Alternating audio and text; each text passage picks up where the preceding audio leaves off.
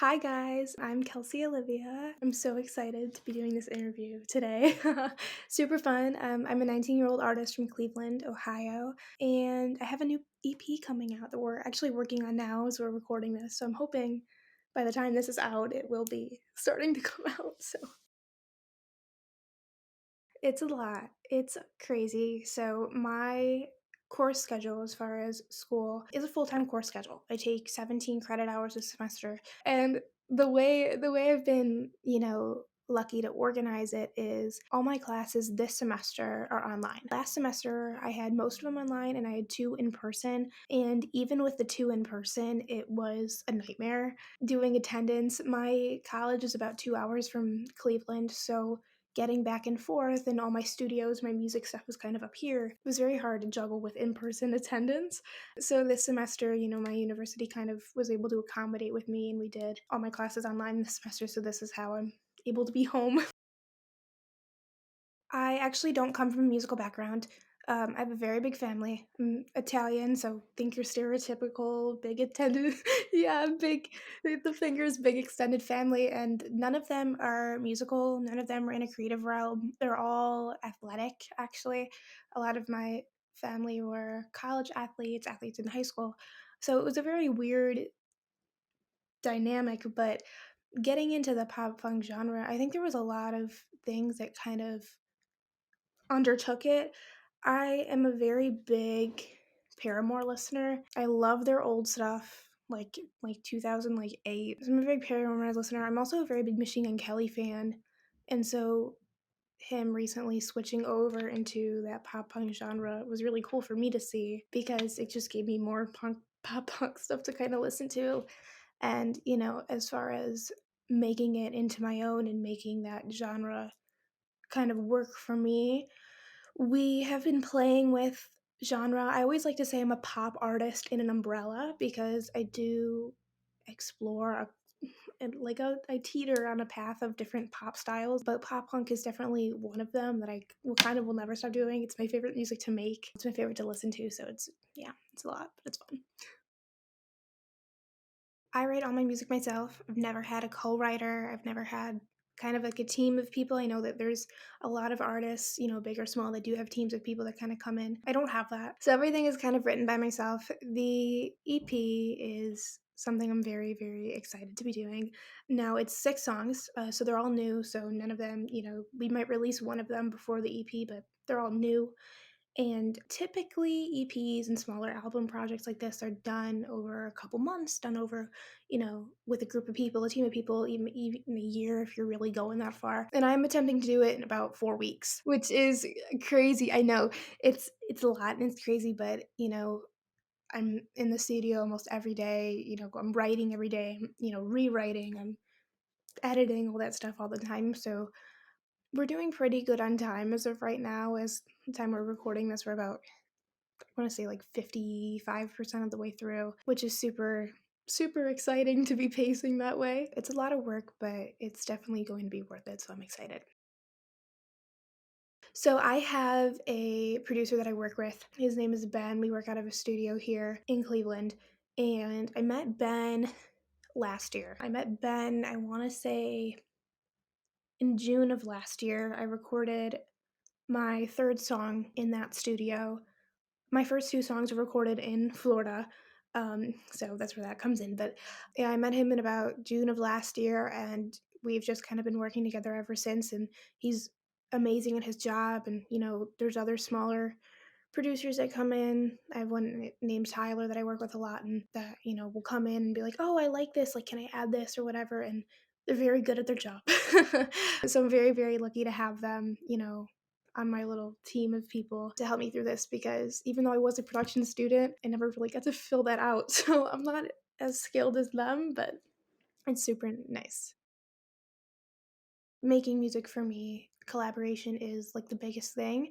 When I was in Florida making music, I had a great team of producers there, but I only knew them for a short time. So there wasn't a big connection, and there wasn't, I wasn't in the studio sitting there for hours kind of throwing out ideas and editing. We were there literally for 2, 3 hours recording vocals, and that was it. So I knew that when I came home and I wanted to kind of look at the creative process through a different studio, that's what I was looking for. And I, was very, very lucky to find that, especially with what you were saying of it being its kind of own universe of hearing.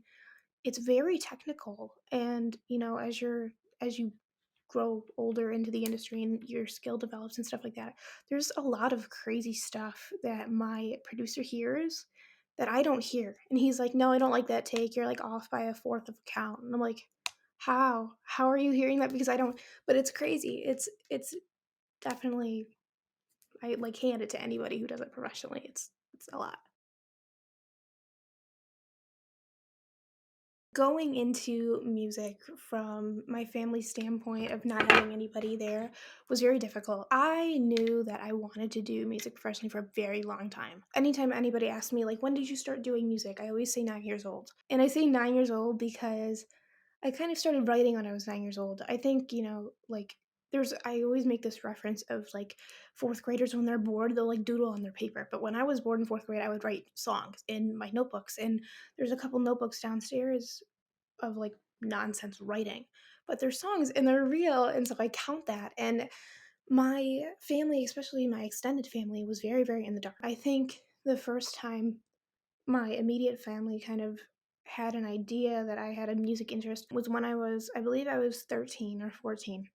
And I ended up trying out for America's Got Talent, which I could tell you about, which is super fun. Um, but they took me, couldn't drive obviously, so they took me.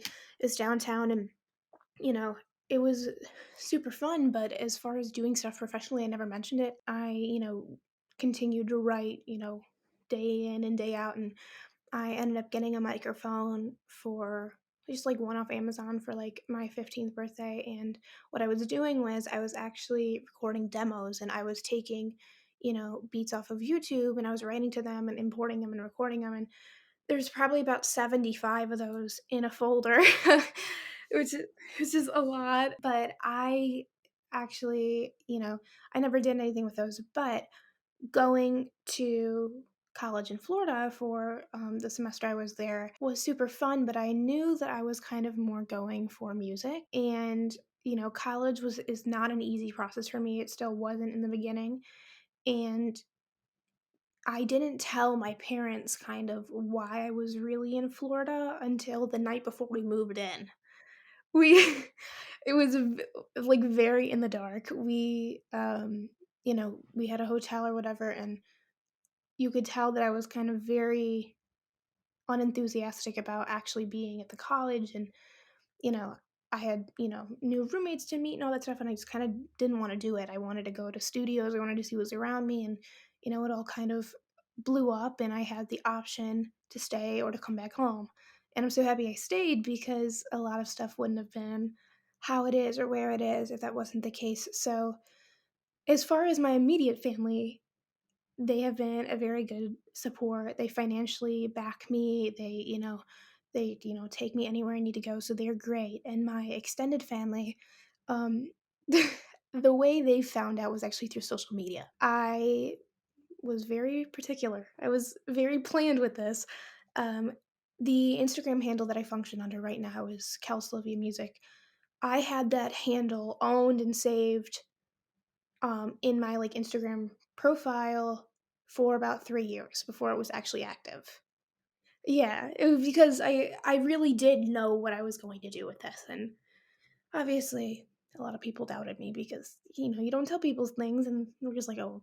And yes, my immediate family found out through Instagram when I started posting, promotions and countdowns and stuff like that. And my aunt called me. I didn't answer, and then she called my cousin, who I'm very close with, and goes, "What is Kelsey doing? Like, she's not answering me." And my cousin at the time knew what was happening, so she was like, "Oh, she's like making music in Florida." Oh my god, this is like one of my favorite memories to talk about. Anytime I'm asked like what's your favorite memory of music, it's 9 out of 10 times this one. So America's Got Talent was something I like joked about for like a very long time. And because, none of my friends knew I sang, it was like a very self, inward type of thing. Yes. And I was like, "Oh, I think it'd be fun, whatever. Like, I don't care how far I get. I just think it would be fun." And I subscribe to like ABC's or NBC, whatever it is. Their website for America's Got Talent. They'll send you emails of when auditions come to town. So this is obviously 2016, maybe. So 2017, so back there, and obviously way before COVID. And they held auditions. I don't think they do it now anymore, but in different cities. So they'd go to like 6 cities and they'd have like 10,000 auditions per city. And so I was like, oh, this is kind of cool. Like, I'm a very, extroverted person. I'm a very, like, oh, I love this environment. Let's go be in this environment all the time kind of person. So I was like, oh, this is going to be fun. And my parents were very reluctant to go. They were like, "Yeah, okay, we'll take you." They held it in I I to my 13-year-old memory. They held it in a bank building downtown. It's a very big building. I remember walking in and you just go through like it's like almost like a warehouse. Like every room kind of became a warehouse type be like scenery. They had you walk through like this line for security. They scan you. And we waited in that security line for like an hour, 2 hours. And then we finally get into like the holding rooms. And the holding rooms is just this huge ballroom. And there's chairs everywhere, there's signs everywhere, there's whatever. There was about 10,000 acts within top to bottom throughout that building. Um, but it did not scare me. I was so excited and I had such a fun time being there. And we were there from, I believe, 9 a.m. to like 9 p.m., like a full 12 hours. And the way they ran it was they do producer rounds first. So obviously, you're not on TV immediately. That's just would be too hard. So they go through about, like a 2 to 4 producer rounds, depending on who you are, what you do, and you just move up from there. Well, I was waiting, I think, for 6 7 hours before I was called into a producer round, and it was me and I think 4 other people. I think they did 5 people at a time per producer, and there were producer rooms everywhere. There was probably like 100 producer rooms, just checking them off. And they did about 5 people at a time, and they were all singers because it is what it is. And I ended up changing my song last minute. Right before I stepped into the audition room, I ended up changing it. To this day, I don't know why. I regret changing it, is my thing. My go to song, especially as a kid, which is kind of like savvy to say now, I guess. But it's If I Ain't Got You by Alicia Keys was like my kind of sturdy song.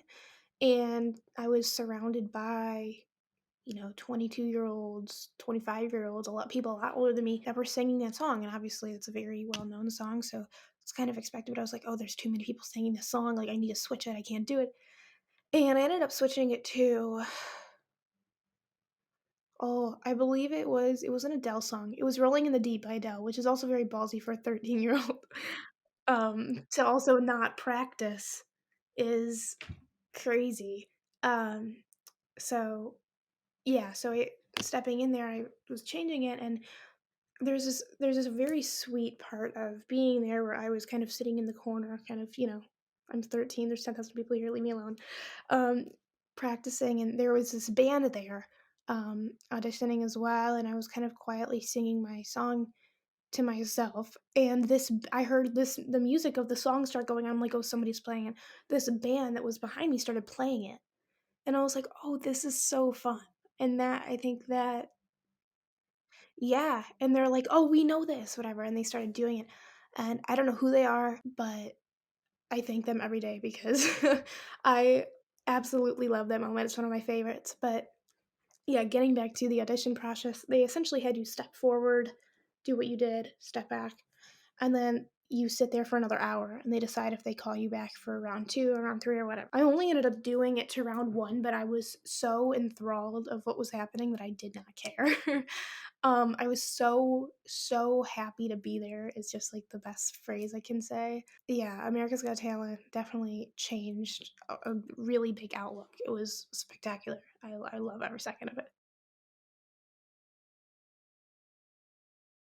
I am very impartial to a lot of artists. I'm gonna try to stick with my like tried and trues of who like don't change. Ariana Grande is one. I look up to Ariana so much, and I always say that if I ever were to meet Ariana, I'd probably fall on the floor.